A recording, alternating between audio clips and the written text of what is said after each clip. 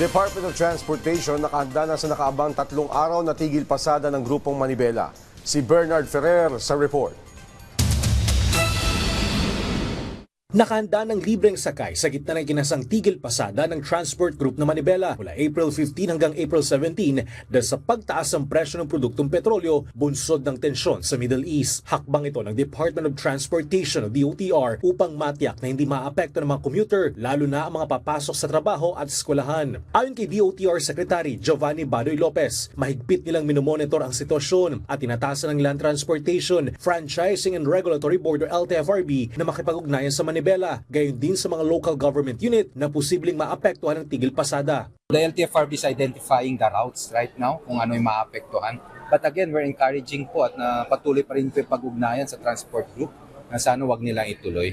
Umaasa naman ng DOTR na magpapatuloy ang pagbaba ng presyo ng mga produktong petrolyo kasunod ng ipatutupad na rollback. Ang pagbaba naman ng langis, ang makikinabang dyan, buong sambayanan at pagsama na ng mga operators at saka mga drivers po ng under the pampublikong sasakyan.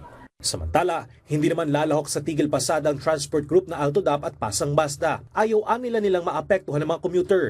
Hindi po napapanahon ngayon dahil kagaya nga po, andito kami sa hearing na pinaplansya po kung ano yung maibibigay na tulong sa ating mga driver dito po sa Congress ngayon. No? Ang Pasang Mazda po sa aking pamumuno at ang Altodap, ang Busina at ang pang transport group na nasa ilalim ng aking Pasang Mazda ay hindi po lalahok sa anumang uri ng tigil pasada na gagawin ng ibang grupo.